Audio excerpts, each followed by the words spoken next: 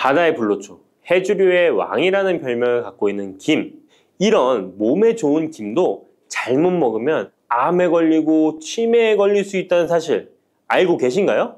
아무리 좋은 음식도 제대로 알고 드실 때 건강을 지키는 보약이 될 수 있는 것이죠. 식탁 위에 빼놓을 수 없는 반찬, 김의 효능 5가지. 김을 드실 때 주의해야 될 분들, 그리고 김과 함께 먹으면 보약이 되는 최고의 음식과 김을 굽는 방법, 좋은 김을 고르는 방법까지 김에 대한 모든 것 알려드릴게요. 입맛도 없고 마땅한 반찬도 없을 때 김 하나만 있어도 밥 한 그릇 뚝딱 해치울 수 있지 않나요? 저도 마찬가지지만 저희 아이들도 김 하나만 있어도 반찬 투정 안 합니다. 이렇게 밥 반찬으로도 최고지만 요즘 전 세계에서 우리나라 문화에 열광을 하며 우리나라 음식에도 관심이 많은데요. 최근에는 특히 바로 이 김에 대한 관심도 높아졌습니다. 냉동김밥이 어마어마하게 많이 팔리면서 김에 대한 인기도 높아져 과자처럼 간식으로 김을 많이 먹고 있다고 하네요. 전 세계적으로 선풍적인 인기를 끌고 있는 김의 첫 번째 효능은 바로 뇌를 건강하게 해서 치매를 예방하는 데 좋다는 것입니다. 김에는 뇌신경을 활성화시키는 비타민 B1과 비타민 B2가 풍부하게 들어있는데요. 이 비타민들이 뇌세포의 건강을 유지하고 신경 전달 물질을 생성하는 데 도움을 주어 기억력을 향상시키고 뇌를 계속해서 활성화시켜줍니다. 또한 미네랄 성분들이 풍부하여 뇌 기능을 활성화하는 데 도움을 주어 치매를 예방할 수 있습니다. 그리고 김에는 포피란이라는 수용성 식이섬유가 풍부하게 함유되어 있는데요. 이 포피란은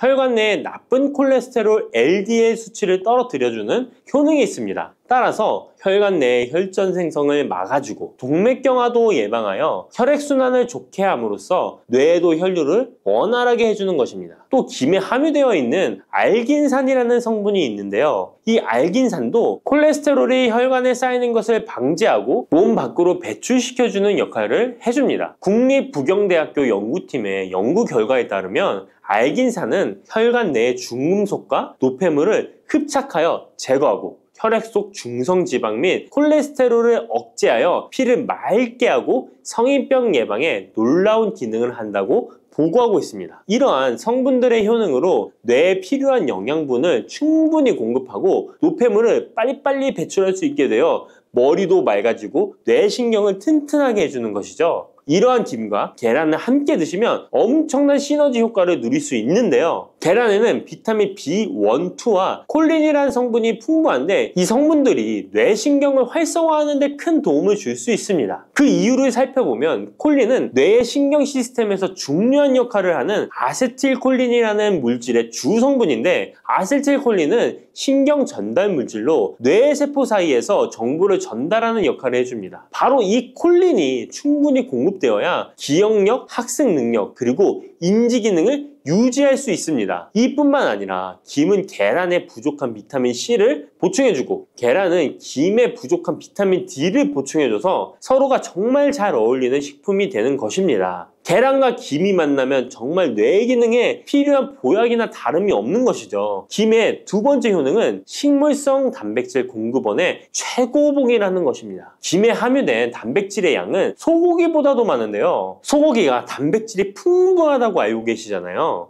소고기 100g당 단백질의 함량은 20g이고요. 김 100g당 단백질의 함량은 30g입니다. 소고기보다 김에 단백질이 많이 들어있다니 놀랍지 않나요? 마른 김 5장에는 계란 1개에 함유된 단백질의 양이 들어있다고 합니다. 그런데 이 단백질에 식물성 단백질과 동물성 단백질이잖아요. 이 둘을 함께 먹을 때 더욱 흡수가 잘 되어 건강에 좋은데요. 이 김과 계란을 함께 먹을 수 있는 정말 좋은 방법 알려드릴게요. 김 계란말이는 많이들 해 드시잖아요. 반찬으로 만들어 먹기도 편하고 맛도 좋아 많이들 드시는데요. 그것 말고 계란김전을 알려드릴게요. 먼저 김을 먹기 좋은 크기로 잘라주시고요. 한쪽에 놓아줍니다. 적당한 용기에 계란을 깨주시고요. 속은 한 꼬집으로 약간 간을 해줍니다. 다음에 계란을 풀어줍니다. 이제 김을 2장씩 포개어 계란물을 앞뒤로 잘 묻혀준 다음에 기름을 두른 팬에다 부쳐주시면 됩니다. 정말 쉽죠? 이렇게 김과 계란을 함께 드시면 맛도 좋고 건강도 챙길 수 있는 밥상위의 보약이 된답니다. 세 번째, 김의 효능은 항산화 작용입니다. 몸 안에 활성산소가 많아지게 되면 활성산소가 세포를 공격하여 노화시킬 뿐 아니라 암세포로 변이시켜 암을 발생시키기도 하는데요. 김에는 이런 활성산소를 제거시켜 줄 수 있는 강력한 항산화 물질인 베타카로틴이 풍부하게 함유되어 있습니다. 대표적인 강력한 항산화 물질인 베타카로틴은 당근에 많이 함유되어 있다고 다들 알고 계시잖아요. 당근보다 김에 베타카로틴이 더 많이 함유되어 있습니다. 당근 100g에는 5.516mg이 함유되어 있고 김 100g에는 무려 22,500mg이나 함유되어 있습니다. 당근보다도 4배 정도 많은 베타카로틴이 함유되어 있는 것이죠. 놀랍죠? 오늘 놀랄 일이 많은 것 같네요. 이 베타카로틴은 우리 몸속에서 비타민 A로 전환이 되는데요. 비타민 A 하면 무엇이 생각나시나요? 네, 생각하고 계신 건 맞습니다. 바로 눈이죠, 눈. 비타민 A는 시력을 보호하고 야맹증을 예방하는 데 도움이 되는 것입니다. 또한 김에 단백질이 많이 함유되어 있다고 했잖아요. 이 단백질이 비타민 A와 만나면 로놉신이라는 성분이 생성되는데요. 이 로놉신이 시력을 보호하고 야맹증을 예방하는 역할을 하는 것입니다. 당근이 눈 건강에 좋다고 많이들 드시는데 당근보다도 김에 더 많이 함유되어 있다는 사실 꼭 기억하시기 바랍니다. 네 번째 김의 효능은 골다공증 예방에 도움을 준다는 것입니다. 김에는 칼륨이 풍부하게 함유되어 있는데요. 칼슘 하면 떠오르는 식품이 있죠. 바로 우유인데요. 우유 100g에는 칼슘이 110mg 함유되어 있고 김 100g에는 칼슘이 490mg이나 함유되어 있습니다. 김에는 우유보다 무려 4배 많은 칼슘이 함유되어 있는 것이죠. 나이가 들면서 특히 여성분들이 골다공증 발병률이 높아 힘든 경우가 많으신데요. 저희 어머니도 골밀도가 낮아져 병원에서 처방을 받아 약을 드시더라고요. 주변에도 중년의 나이를 넘어서고 계신 분들 중에 골다공증으로 약을 드시는 분들이 많으신데요. 우리나라 사람들의 부족한 영양소가 바로 칼슘이라서 이런 현상이 나타나는 것입니다. 칼슘이 부족하면 뼈가 약해지고 점점 골밀도가 낮아져서 골다공증이 발병하게 되는 것인데요. 김에 함유된 칼슘은 특히 우리 몸에 흡수가 잘 되어 정말 좋습니다. 우유보다 4배 많은 칼슘을 가지고 있는 김을 평소에 충분히 드신다면 골다공증 예방에도 도움을 받을 수 있습니다. 김을 드실 때에도 먹는 방법을 알고 드시는 게 좋겠죠. 김의 영양소를 잘 흡수할 수 있도록 먹는 방법이 있는데요. 김을 구울 때 어떻게 하시나요? 보통 기름을 김에 바르고 불에 구워 드시잖아요. 그렇게 하시면 안 되고요. 마른 김을 아무것도 바르지 않은 달궈진 팬에 앞뒤로 5초씩 살짝 구운 다음에 들기름을 발라 드시면 됩니다. 이 김에 열을 가하게 되면 김에 함유된 영양소들의 체내 흡수율이 높아지게 됩니다. 이 들기름을 굽기 전에 바르지 않고 구운 후에 바르는 이유는 들기름이 열에 약해서 들기름을 바른 채로 굽게 되면 들기름이 산패되어 오히려 건강을 해칠 수 있기 때문입니다. 열을 가하지 않은 들기름을 바르면 들기름의 불포화 지방산이 또 혈관을 깨끗하게 해줘서 더욱 건강한 식사를 하실 수 있습니다. 이 5번째 김의 효능은 당뇨를 완화시키는 데 도움을 준다는 것입니다. 당뇨병이 있는 분들은 비타민 B1, 2가 결핍되어 있는 분들이 많은데요. 김에 바로 이 비타민 B1, 2가 풍부하게 함유되어 있어 당뇨를 완화시키는 데 도움이 되는데요. 2017년 한국식품과학지에 실려있는 연구에서 당뇨 환자들이 김을 섭취하면 혈당 수치를 낮추는데 도움이 된다고 보고했습니다. 이는 김에 함유된 비타민 B1, 2 때문이라고 밝혔습니다. 당뇨 환자는 비타민 B1, 2가 결핍되기 쉬운데요. 그 이유는 비타민 B1, 2는 고기에 보통 많이 함유되어 있는데 당뇨 환자의 식단은 채식인 경우가 많아서 비타민 B1, 2를 섭취할 수 있는 기회가 적어지기 때문입니다. 또한 당뇨 환자에게 처방되는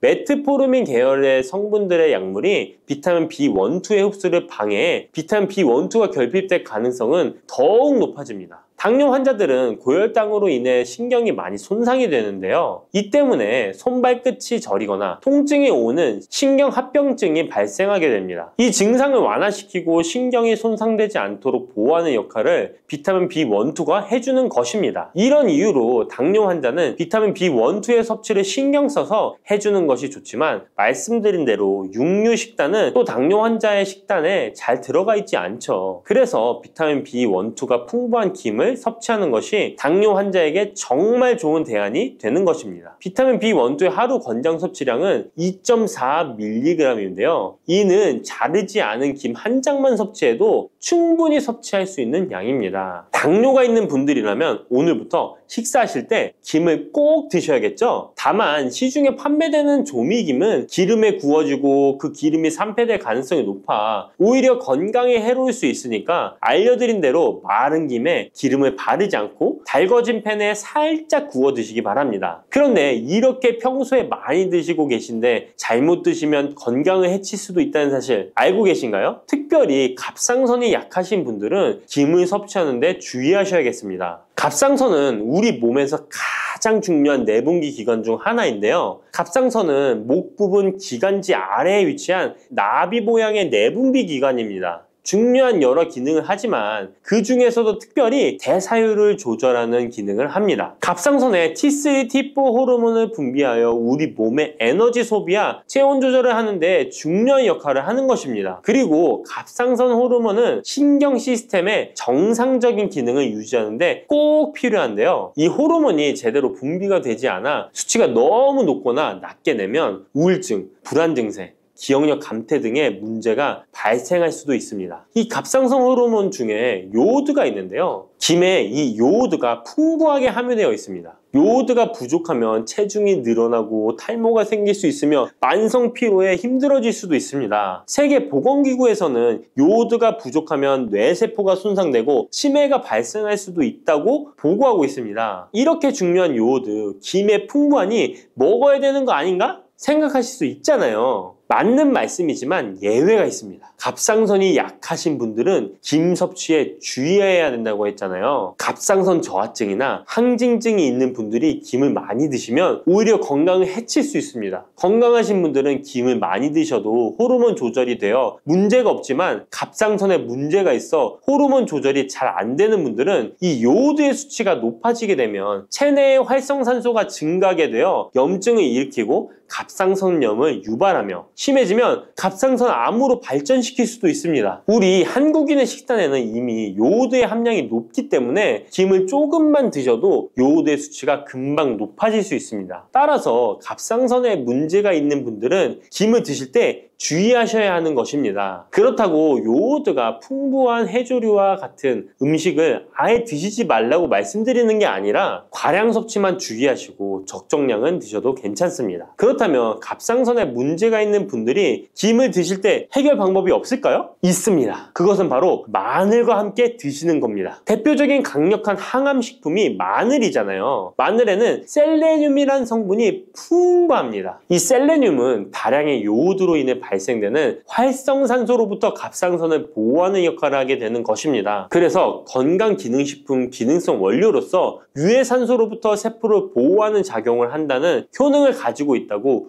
우리나라 식약처에서도 인정을 해주고 있죠. 그리고 갑상선 호르몬의 생성을 도와 갑상선에 문제가 있는 분들이 드시면 호르몬 문제를 해결하는데 도움이 되는 것입니다. 또한 김에 함유된 알긴산이라는 성분이 콜레스테롤이 혈관에 쌓이는 것을 방지하고 몸 밖으로 배출시켜주는 역할을 한다고 알려드렸는데 바로 이 마늘과 함께 드시면 이 효능이 배가 돼서 혈관에 혈전이 생기는 것을 막아주어 혈관 건강에 최고의 보약이 되는 것입니다. 이렇게 좋은 김 아무거나 드시지 마시고요. 좋은 김 고르는 방법도 알려드릴게요. 좋은 김은 검붉은색을 띠며 살짝 반짝이는 윤기가 있고 냄새 없이 담백한 맛이 나는 것입니다. 그리고 구웠을 때 녹색빛이 선명하게 나타나며 물에 불렸을 때는 잘 녹고 김을 담갔던 물이 맑을수록 좋은 김이라고 할 수 있습니다. 이 김은 저희 하단 링크에 있으니까 링크 한번 보시고 김을 사시기 바랍니다. 혈관 건강이 걱정이라면 바로 이것을 드셔야 합니다. 가지는 유독 우리나라 사람들에게 호불호가 강한 채소입니다. 좋아하는 분들도 있지만 특유의 물컹물컹한 식감 때문인지 싫어하는 분들도 참 많은데요. 건강에 좋다는 것은 들어봐서 알지만 어릴 때의 기억 때문에 선뜻 먹지 않게 되는 채소 중에 하나입니다. 하지만 가지는 반드시 먹어야 될 채소입니다. 가지는 미네랄과 식이섬유가 풍부하고 안토시아닌, 마그네슘 등의 여러 가지 영양소가 풍부해서 건강을 위해 반드시 섭취해야 될 채소인데요. 아무리 좋은 채소라도 먹는 방법에 따라 영양소를 잘 섭취할 수도 있고 건강에 오히려 독이 될 수도 있습니다. 지금부터 가지의 효능과 먹는 방법, 함께 먹으면 좋은 음식, 가지를 드실 때 주의사항까지 가지에 대한 모든 것 알려드리겠습니다. 짙은 보라색의 가지는 우리나라가 수출을 많이 하는데요. 가장 많이 수입하는 나라가 일본입니다. 일본은 가지를 여러 형태로 많이 먹는데요. 장아찌, 파스타, 구이, 찌개 등 여러 요리에 가지를 사용하고 있습니다. 2021년 기준으로 일본이 우리나라에서 수입한 가지가 6만 kg입니다. 일본이 우리나라의 가지를 정말 좋아하는데요. 반면에 우리나라 1인당 연간 가지의 섭취량은 100g이 채 되지 않는다고 합니다. 정말 안타까운 일인데요. 우리도 가지의 효능을 제대로 알고 섭취하면 건강 식생활에 도움이 되었으면 좋겠습니다. 우리도 가지의 효능을 제대로 알고 섭취하여 건강한 식생활에 도움이 되었으면 좋겠습니다. 첫 번째, 가지의 효능은 심혈관 질환을 예방하는 데 도움을 준다는 것입니다. 나이가 들수록 심혈관 질환으로 병원을 많이 가게 되는데요. 가지에는 칼륨이 풍부하여 심박수를 안정적으로 유지하는 데 도움을 주고 나트륨의 배출을 도와줘 혈압을 낮추는 데에도 효과가 있습니다. 가지에 풍부하게 함유된 폴라보노이드 성분은 나쁜 콜레스테롤인 LDL 수치를 낮추고 좋은 콜레스테롤인 HDL 수치를 높여주는 효능이 있습니다. 이런 효능들은 심혈관 질환을 예방하는 데 아주 중요한 것으로 많이 알려져 있습니다. 평소에 가지를 주기적으로 섭취하시면 심혈관 질환으로 병원에 갈 일을 조금 줄일 수 있겠죠. 두 번째, 가지의 효능은 염증을 억제하고 가라앉히는 데 도움이 된다는 것입니다. 옛날에는 민간요법으로 사마귀를 제거할 때 가지를 사용했을 정도로 염증 제거에 효능이 좋은데요. 특히 점막에 있는 염증에 효과가 좋은 것으로 알려져 있습니다. 우리 몸에 점막이라 하면 대표적으로 입안, 잇몸, 식도 등이 되겠고요. 위장, 대장 등 소화기관은 거의 모두 점막으로 되어 있습니다. 입으로 음식이 들어가서 항문으로 배출되기까지의 모든 곳이 점막인 건데요. 면역력이 떨어지거나 스트레스, 특정 음식으로 인한 지속적인 자극은 이런 점막에 염증을 일으키게 되는데요. 이런 염증을 억제하는 데 가지가 도움이 된다는 것이죠. 세 번째, 가지의 효능은 혈당을 조절하는 데 도움을 주는 것입니다. 가지의 풍부한 식이섬유는 우리가 섭취한 탄수화물과 지방의 흡수와 소화를 늦춰주는 역할을 하게 됩니다. 이런 작용으로 혈당을 낮추는 데 많은 도움을 줄 수 있는데요. 식이섬유는 당을 흡착하여 몸에 흡수되는 속도를 느려지게 해서 혈당이 급격히 올라갔다 급격히 떨어지는 혈당 스파이크 현상을 예방할 수 있고 저혈당도 방지하며 이런 효능으로 혈당을 일정하게 유지하는 데 도움을 줄 수 있습니다. 또한 가지의 풍부한 폴리페놀 성분과 천연 식물 화합물은 설탕의 흡수를 감소시켜주고 인슐린 분비를 증가시켜주어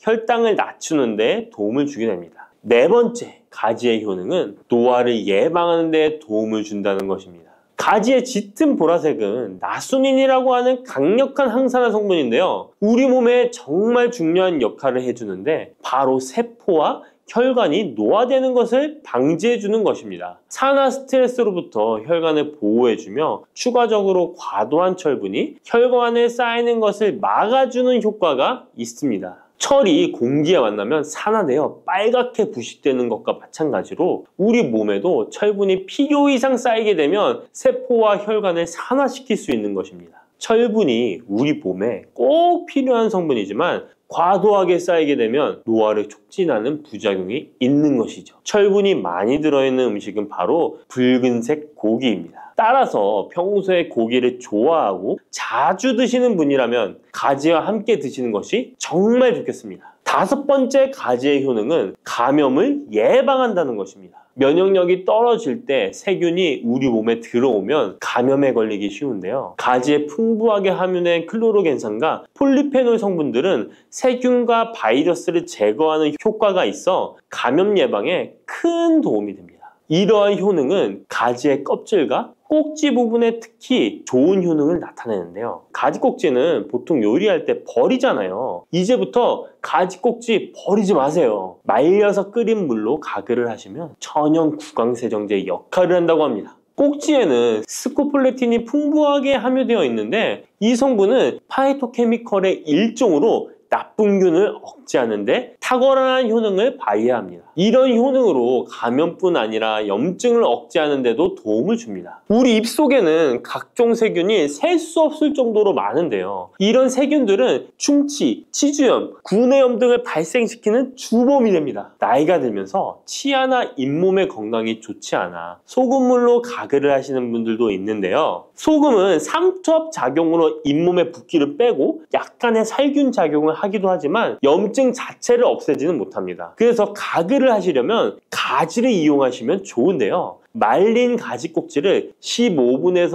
20분 정도로 펄펄 끓인 뒤에 식혀서 약간의 소금을 탄 후에 가글 하시면 잇몸병과 구내염 등을 예방하는 데 효과를 볼 수 있습니다. 6번째 가지의 효능은 항암 효과입니다. 암세포를 제거할 수 있는 항암 성분들이 가지에 풍부하게 함유되어 있는데요. 일본이 가지를 좋아한다고 했잖아요. 일본의 농림성식품연구소에서 연구를 했습니다. 가지, 시금치, 브로콜리 3가지를 이용해 발암물질을 억제하는 실험을 했는데요. 해당 연구에서는 발암물질인 벤조피렌, 아프라톡신, 타르질 등에 대한 돌연변이 유발 억제 효과를 평가하였습니다. 그 결과 가지에서 약 80% 이상 발암물질을 억제하는 효과가 밝혀졌습니다. 또 다른 연구에서도 가지의 알칼로이드성 식이섬유가 유방암, 대장암, 난소암 등의 원인이 되는 동물성 지방을 제거하는 데 탁월한 효능이 있는 것을 발견하기도 했습니다. 또한 가지의 풍부한 폴리페놀은 대표적인 항암 성분이기도 합니다. 가지는 여러 항암 효과를 가지고 있는 훌륭한 항암 식품이 틀림없습니다.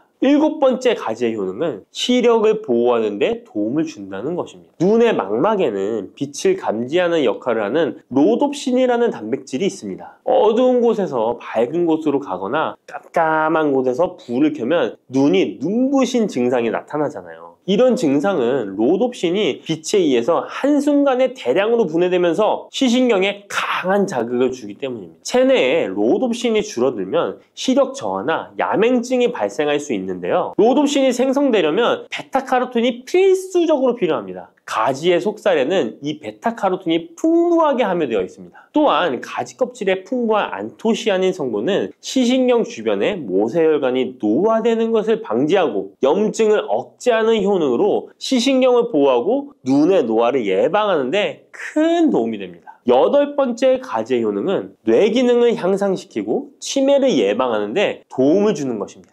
가지에는 비타민 B6, 엽산, 마그네슘 등의 영양소가 풍부하게 함유되어 있습니다. 이러한 영양소는 뇌 신경 전달 물질의 생성을 촉진하고 뇌의 기능을 향상시키는 효과가 있습니다. 또한 가지에 함유한 안토시아닌은 뇌의 노화를 방지하고 기억력을 향상시키는 효과가 있어 치매 예방에 도움이 됩니다. 이렇게 가지에는 뇌 기능 유지와 뇌 건강에도 좋은 효과를 나타냅니다. 9번째 가지의 효능은 피로 회복에 도움을 준다는 것입니다. 가지에 함유된 비타민C, 칼슘, 마그네슘 등의 성분들이 체내의 대사를 촉진하고 에너지를 생성하는 데 도움을 줍니다. 체온 조절에 도움을 주며 가지에 함유된 스코폴레틴과 스코파론 성분은 근육의 신경 안정 및 경련을 완화시켜주는 효능이 있어 근육 피로 회복에 많은 도움을 줄 수 있습니다. 10번째, 가지에는 열을 내려주는 해열 작용이 있습니다. 가지는 차가운 성질을 갖고 있는 채소로 평소 몸에 열이 많은 사람의 체온을 다스려주는 효과가 있으며 감기로 인해 열이 오를 때에도 열을 내려주는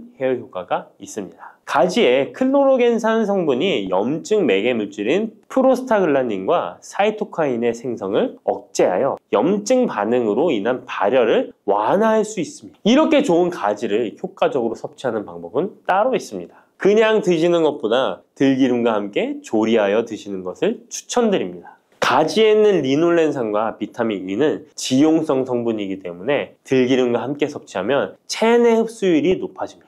가지의 속살은 스폰지같이 기름을 흡수하기 때문에 들기름의 영양소 흡수율은 더욱 높아질 수 있습니다. 들기름은 하루에 한 스푼씩 약처럼 드시는 분들이 있을 만큼 건강에 많은 도움을 주는데요. 치매를 유발하는 물질인 베타 아밀로이드가 뇌에 쌓이는 것을 막아주어 알츠하이머 치매를 예방하는 효능이 있습니다. 또한 피토스테롤이라는 성분이 함유되어 혈관 내 콜레스테롤의 수치를 낮춰주는 데 도움이 됩니다. 이뿐 아니라 염증성 질환을 예방하고 뼈의 건강에도 좋으며 심혈관 질환을 예방하고 장 건강에도 정말 좋은 효능을 발휘하는 것이 들기름입니다. 이런 들기름이 가지와 만나면 효과가 극대화되는 것인데요. 가지를 요리할 때는 쪄서 드시는 것이 가장 많은 영양소를 흡수할 수 있는 방법입니다. 상명대학교의 외식영양학과 연구팀이 이에 대한 실험을 진행했습니다. 가지 100g을 물에 넣어 삶는 방법, 찜기에 넣어 찌는 방법, 그리고 랩을 씌워 전자레인지에 돌리는 방법, 이렇게 3가지 방법으로 가지를 조리했습니다. 이때 가지의 항산화 성분인 클로로겐산의 함량이 어떻게 달라지는지 확인을 했는데요. 가지를 찜기에 넣고 쪘을 때 클로로겐산의 함량이 늘어났다고 합니다. 항산화 성분뿐만 아니라 칼슘도 가지를 쪘을 때 가장 많은 함량이 나왔다고 하는데요. 그런데 항상 쪄서만 드실 수는 없잖아요. 삶아서 드신다면 가지 삶은 물은 절대 버리지 말고 함께 드시길 바랍니다. 짙은 보라색의 가지 껍질에는 안토시아닌이 풍부한데요. 이 안토시아닌의 항산화 효과는 토마토의 3배, 그리고 브로콜리의 2배로 알려져 있습니다. 이 안토시아닌은 항산화 작용에도 강력하지만 스트레스를 완화하는 데에 도움을 주고 신체가 정상적인 기능을 회복하고 유지하는 데에도 도움을 주는 성분입니다. 신체가 정상적인 기능을 회복하고 유지하는 데에도 도움을 주는 성분입니다. 그런데 이 안토시아닌은 수용성 성분으로 물에 잘 녹아 나옵니다. 그래서 가지를 씻을 때는 너무 물에 오래 담가두지 마시고요. 가지를 삶아서 조리했다면 이 물에 안토시아닌이 풍부하게 함유되어 있기 때문에 이 가지 삶은 물을 차처럼 드셔도 되고 다른 요리할 때 채수로 사용하셔도 좋습니다. 이렇게 좋은 가지도 드실 때 주의하실 사항이 있습니다. 많은 채소나 과일들이 익히지 않고 생으로 드시는 때 좋은 경우가 많은데요. 가지는 절대로 생으로 드시면 안 됩니다. 가지에는 솔라닌이라는 독성 물질이 있기 때문입니다. 솔라닌은 쌍난 감자에 생기는 독성과 같은 것인데요. 이 독성은 위경련, 복통, 현기증, 식중독 등의 증상을 유발할 수 있으므로 가지는 반드시 익혀서 드시기 바랍니다. 그리고 가지 알레르기가 있는 분들도 섭취에 주의하셔야 합니다. 가지를 먹기나 만지기만 해도 입 주변이나 피부가 가렵고 두통 또는 복통이 생긴다면 가지 알레르기가 있을 가능성이 높으니 가지 섭취 시에 주의하시기 바랍니다. 가지 알레르기가 아니더라도 아토피나 다른 알레르기 때문에 항히스타민제를 복용하고 있는 분들도 가지 섭취를 주의하시면 좋겠습니다. 마지막으로 가지는 찬 성질의 음식이기 때문에 체질 자체가 냉하여 몸에 냉증이 있는 분들은 가지를 다량 섭취하실 경우 위장에서 탈이 날 수 있으므로 섭취 시 주의하시기 바랍니다. 블루베리는 세계 10대 건강식품에 들어갈 만큼 우리 몸을 건강하게 하는데 도움이 되는 과일입니다. 최근 10년간 소비량이 가장 많이 늘어난 과일이기도 한데요. 특히 50대 이상에서 급속도로 섭취량이 늘어나고 있습니다. 이렇게 섭취량이 급속도로 올라가고 있는 이유는 블루베리가 먹기에도 편하고 건강에도 좋다고 알려져 있기 때문인데요. 냉동 블루베리의 판매량도 함께 증가하고 있습니다.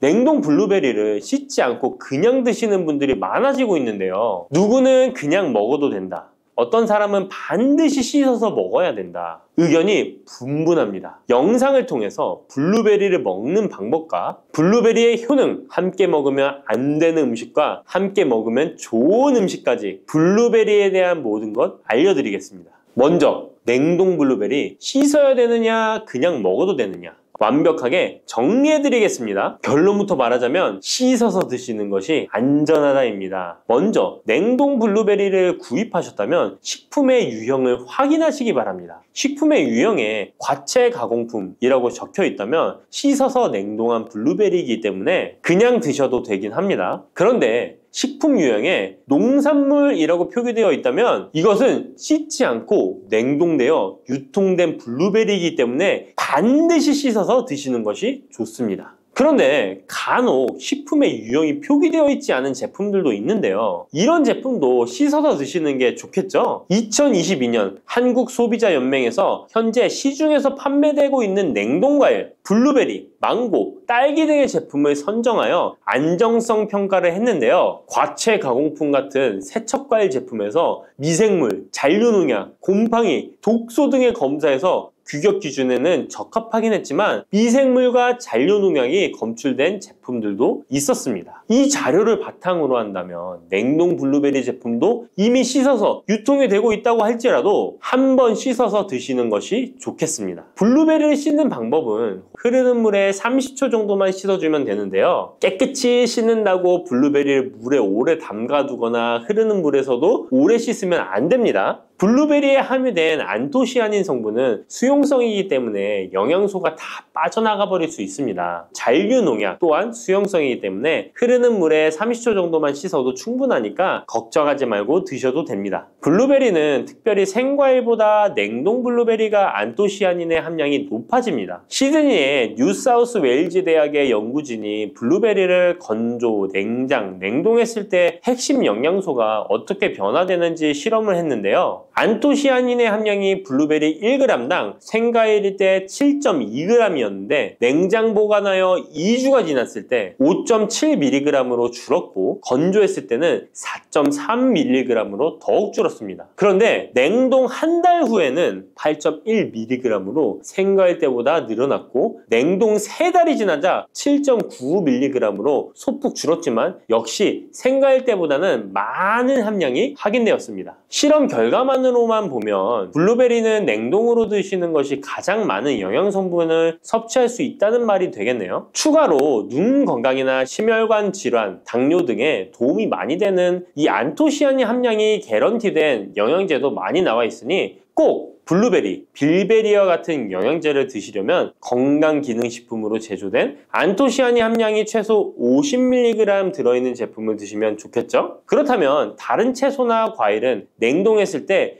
핵심 영양소의 함량이 어떻게 될까요? 영양소에 따라 보존력이 강한 것도 있고 약한 것도 있는데요. 딸기의 한 종류인 라즈베리는 폴리페놀이 핵심 영양소인데요. 생과일 때보다 냉동일 때 킬로그램당 폴리페놀의 함량이 100mg 정도 상승하는 것으로 나타났습니다. 당근의 경우에는 핵심 영양소가 베타카로틴인데요. 냉동 보관했을 때 3개월이 지나면 베타카로틴의 함량이 현저히 감소하는 것으로 확인되었습니다. 이렇듯 냉동 채소, 냉동 과일은 핵심 영양 성분에 따라 함량이 높아질 수도 있고 낮아질 수도 있습니다. 냉동 블루베리를 구입하셔서 보관할 때는 주의할 사항이 있습니다. 판매되는 냉동 블루베리는 대량으로 포장되어 있는데요. 한 번에 드실 수 없는 양이죠. 냉동 블루베리는 해동해서 드시게 되면 녹으면서 안토시아닌까지 함께 녹아 나오기 때문에 냉동실에서 꺼내 바로 드시는 것이 좋습니다. 혹시나 해동이 되었다면 다시 냉동하시면 안 됩니다. 해동이 되면서 미생물이 증식을 하게 되며 그 상태로 냉동을 하면 미생물까지 함께 냉동이 되고 그것을 드시게 되면 복통, 설사를 유발할 수 있습니다. 자, 이제 블루베리의 효능에 대해 알아보겠습니다. 블루베리의 핵심 영양소인 안토시아닌은 폴리페놀의 일종으로 식물에 많이 함유된 청자색을 띠는 성분인데요.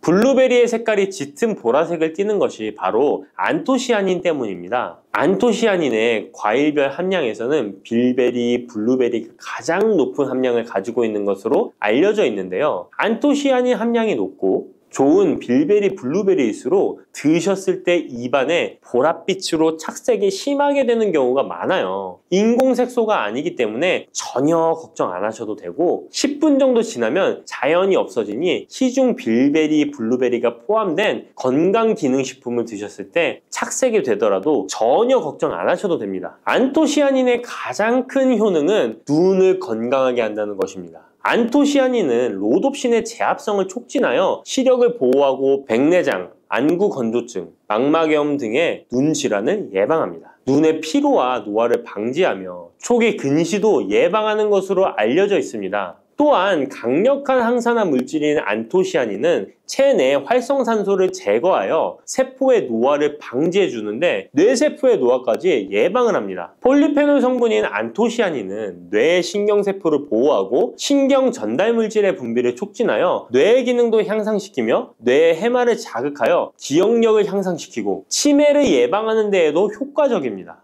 테로스틸벤 성분이 뇌의 신경 전달 물질인 도파민과 노르에피네프린의 분비를 촉진하여 집중력을 향상시키는 데에도 도움을 주는 것으로 알려져 있습니다. 간단히 말하자면 블루베리를 꾸준히 섭취하시면 기억력, 집중력을 향상시키고 치매를 예방하는 데에도 조금이나마 도움을 줄 수 있다는 것이에요. 또한 활성산소를 제거하는 안토시아닌은 피부 미용에도 좋은 효능을 발휘하는데요. 피부 노화를 방지할 뿐만 아니라 염증을 제거하고 억제하는 효과도 있어서 여드름, 피부를 개선하는 데에도 도움이 됩니다. 또한 비타민과 미네랄이 풍부하여 피부를 건강하게 유지하고 풍부한 안토시아닌과 비타민C는 피부의 수분을 유지하는 데 도움을 주어 주름을 예방하고 피부톤을 밝게 하는 데에도 도움을 줍니다. 그리고 풍부한 식이섬유는 장의 운동을 촉진시켜주고 장내의 노폐물을 흡착하고 배출시켜 피부 트러블을 개선하는 효과도 있습니다. 나이가 들면서 머리숱도 많이 줄어들게 되어 탈모로 걱정하시는 분들도 늘어나는데요. 블루베리는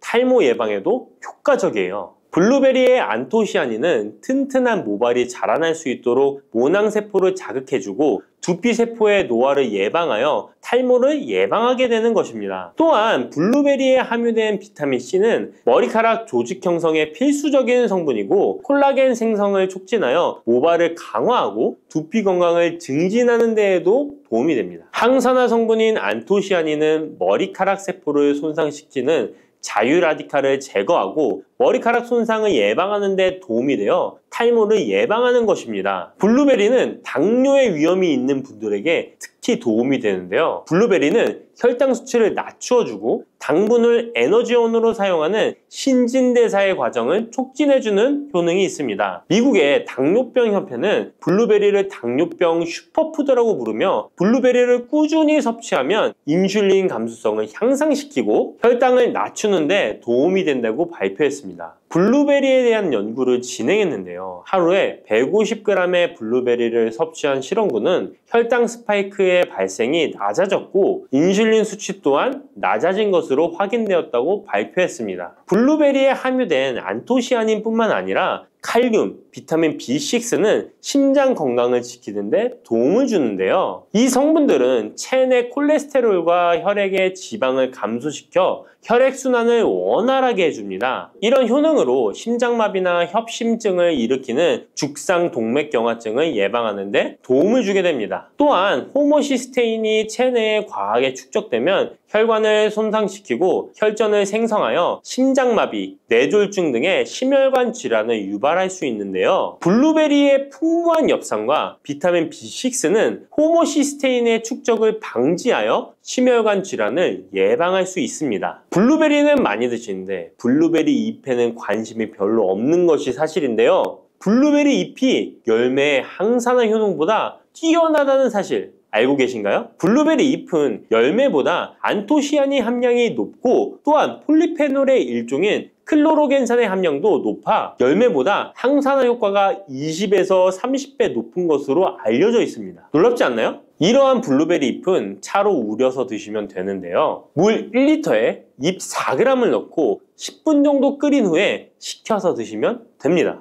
블루베리가 새콤달콤한 맛이 난다면 블루베리 잎차는 구수한 맛이 나는 것이 특징입니다. 이렇게 좋은 블루베리도 함께 먹으면 안 되는 음식이 있는데요. 바로 우유입니다. 깜짝 놀라지 않으셨나요? 보통 냉동 블루베리를 우유와 함께 믹서기에 갈아서 주스로 많이 드시는데요. 이렇게 되면 블루베리의 영양소가 파괴됩니다. 국제의학바이오 저널의 연구에 따르면 블루베리의 폴리페놀 성분과 우유 단백질의 친화성 때문에 블루베리와 우유를 함께 먹게 되면 블루베리의 항산화 성분이 대부분 파괴된다고 발표했습니다. 그리고 우유에 함유된 칼슘은 블루베리의 안토시아닌과 만나면 칼레이드가 되는데요. 이것은 둘이 결합하여 덩어리를 만든다는 것입니다. 이렇게 덩어리가 된 물질은 불용성 침전물로서 체내에서 녹거나 흡수되지 않고 몸 밖으로 배출되게 됩니다. 이 과정에서 체내에 머물며 소화되지 않기 때문에 위와 장에 큰 부담을 주게 됩니다. 이 때문에 블루베리와 우유를 자주 섭취하시거나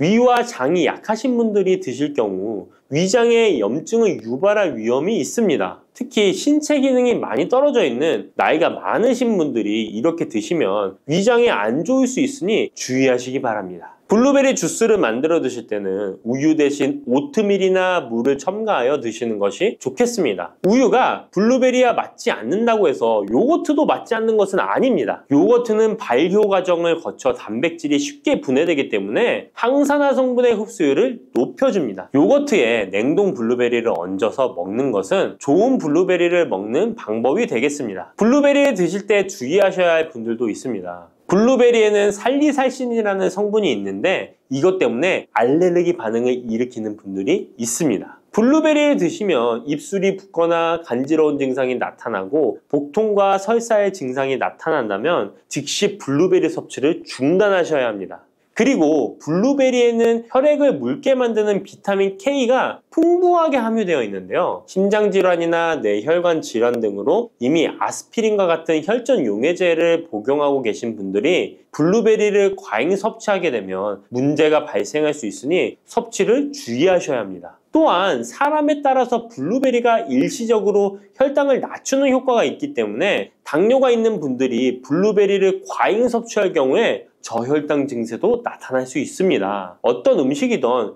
각자 자신의 체질에 맞게 드시는 게 가장 좋겠습니다. 단백질 폭탄으로 알려진 두부는 건강식으로 많이 드시는 대표적인 식재료입니다. 그런데 두부를 잘못 드시면 오히려 건강을 해칠 수 있다는 사실 알고 계신가요? 두부를 먹을 때 독이 되는 최악의 경우, 그리고 두부를 어떻게 먹어야 우리 몸에 보약이 될 수 있는지에 대해 알려드리겠습니다. 두부가 오히려 건강을 해치는 첫 번째는 바로 GMO 유전자 변이된 콩으로 만든 두부를 먹을 때입니다. 2018년 보도자료를 보면 수입콩을 사용해 만든 두부 7종류 중에서 6종류가 GMO 성분이 검출되어 파문이 일었던 적이 있습니다. GMO는 원래 생산성을 향상시켜 식량 부족 문제를 해결하고 비타민, 미네랄 등의 영양소를 강화하거나 질병 저항성을 높여 건강에 도움을 주기 위해 유전자를 변이하여 재배하는 것입니다. 또 제초제나 살충제의 사용량을 줄일 수 있어서 환경오염도 줄일 수 있는 장점이 있습니다. 하지만 이렇게 재배된 것을 섭취했을 때 건강에 대한 안정성 문제와 생태계 파괴 등의 논란은 끊이지 않고 있습니다. 우리나라에서는 GMO 재배를 법으로 금지하고 있으며 많은 나라들이 GMO의 수입과 생산을 규제하고 있습니다. GMO 식품을 꾸준히 섭취할 경우 건강에 문제가 생길 수 있는데요. 2년 동안 실험지 200마리에게 GMO 옥수수를 먹인 실험 결과 20%의 쥐에서 종양이 발생했고 종양의 크기도 컸는데요. 종양의 크기가 탁구공만큼 크게 자란 쥐도 발견됐는데 쥐 전체 몸무게의 4분의 1에 해당되는 무게였다고 합니다. GMO 표기가 의무이기 때문에 GMO 표기가 없는 식품을 사 먹으면 되지만 문제는 식품을 몇 차례 가공 과정을 거쳐 GMO의 DNA나 단백질이 남아있지 않은 식품은 GMO 표기를 하지 않아도 된다는 규정이 있기 때문에 소비자로서는 불안할 수밖에 없는데요. 따라서 두부를 구매하실 때 원료가 수입산이 아닌 국내산 콩으로 만든 두부를 사 드시길 바랍니다. 우리나라는 GMO 재배 자체가 금지이기 때문에 국내에서 재배된 식품은 안심하고 드셔도 됩니다. 두부가 건강을 해치는 두 번째는 바로 유부를 드시는 것입니다. 유부는 두부를 기름에 튀겨서 만드는 건데요. 유부를 먹는 방법에는 대표적으로 유부초밥이 있지만 이외에도 다양한 요리의 재료로 사용됩니다. 유부의 고소한 맛과 부드러운 식감 때문에 다양하게 사용되지만 건강에 해로울 수 있으니까 주의하셔야 됩니다. 두부를 기름에 튀겨 만든 유부는 칼로리가 높아질 뿐만 아니라 트랜스 지방이 생성됩니다. 트랜스 지방은 혈관 내 콜레스테롤을 증가시키고 심혈관 질환의 위험을 증가시킵니다. 이로 인해 대사증후군과 뇌 기능에도 영향을 미쳐 인지력, 학습 능력을 감소시키는 부작용을 일으킬 수 있습니다. 유부를 아예 드시지 말라는 게 아니라 맛이 좋고 간단하게 식사 대용으로 드실 수 있는 유부만 맛이 좋고 간단하게 식사 대용으로 드실 수 있는 유부지만 과하게 드시지 않고 적절히 드시면 좋겠죠? 세 번째, 두부를 드실 때 주의할 점은 시금치와 함께 드시면 안 된다는 것입니다. 시금치는 철분이 풍부하게 함유되어 있어 빈혈 예방에 효과적으로 알려져 있습니다. 또한 비타민 A, 루테인, 제아잔틴 등의 영양소가 풍부하여 눈 건강 증진에 탁월한 효능이 있고 마그네슘, 비타민 K 등이 풍부해서 뼈 건강 증진에 효과적인 것으로 알려져 있습니다. 그러나 문제는 시금치에 함유된 옥살산입니다. 이 옥살산이 두부의 칼슘과 결합하여 수산칼슘이라는 성분이 만들어지는데 이 성분이 결정을 이루어 신장이나 요로에 쌓여 결석이 됩니다. 신장결석, 요로결석이 되어 극심한 통증을 유발할 수 있다는 것입니다. 시금치를 드실 때는 두부와 같이 칼슘이 많은 음식을 피하시고 별도로 섭취하시는 게 좋겠습니다. 네 번째, 두부를 드실 때 오히려 해가 되는 경우는 갑상선이 약하신 분들입니다. 두부에는 사포닌이라는 성분이 함유되어 있는데 사포닌을 많이 섭취하게 되면 요오드가 몸 밖으로 과도하게 배출될 수 있습니다. 요오드는 갑상선 호르몬의 합성과 조절을 돕는 아주 중요한 성분인데요. 요오드가 부족하게 되면 갑상선 호르몬인 티록신의 생성이 부족하게 되어 갑상선의 기능을 제대로 하지 못하는 상황이 발생할 수 있습니다. 이렇게 되면 갑상선 저하증이 생길 수 있고 무기력해지고 피로가 회복이 잘 안 되며 우울증, 부종, 집중력 저하 등의 다양한 증상을 야기할 수 있습니다. 갑상선에 문제가 없는 분이라면 두부를 많이 드셔도 문제가 되지 않지만 이미 갑상선이 약하신 분들에게는 안 좋은 영향을 줄 수 있는 것입니다. 그렇다면 두부는 어떻게 드셔야 두부의 효능을 최대한 높일 수 있는지 알려드리겠습니다. 두부는 기본적으로 단백질이 풍부한데 이뿐만 아니라 리놀렌산, 레시틴, 피토스테롤 등의 성분이 풍부해서 몸 안의 콜레스테롤 수치를 낮춰주고 혈액순환을 원활하게 해서 동맥경화, 심근경색, 뇌출혈 등의 심혈관 질환을 예방할 수 있습니다. 또한 두부는 체력과 근력을 유지하는 데 큰 도움을 주는데요. 바로 두부의 풍부한 단백질 때문이죠. 근육은 매일 일정량이 새로운 근육으로 대체되기 때문에 매일 단백질을 공급해줘야 되는데요. 우리 몸에 단백질을 공급해주기 위해 정말 유용한 음식이 두부인 것이죠. 또한 두부에는 콜린이 풍부한데 콜린은 알츠하이머성 치매를 예방하는데 탁월한 효능을 발휘하게 됩니다. 두부는 탈모 예방에도 도움이 되는데요. 머리카락의 원료인 단백질을 보충하는데 도움이 될 뿐만 아니라 이소플라본이 풍부해 남성 호르몬을 조절해줍니다. 따라서 호르몬성 탈모 예방에 도움을 줄 수 있는 것입니다. 또한 두부는 건강하게 장수하는 데 도움이 되는데요. 많은 과학자들의 연구 결과 건강하게 장수한 사람들의 특징이 식물성 단백질을 꾸준히 섭취했다는 사실을 발견했고 동물성 단백질을 식물성 단백질로 바꿔 섭취했을 때 사망의 위험성이 낮아진다는 연구 결과도 있습니다.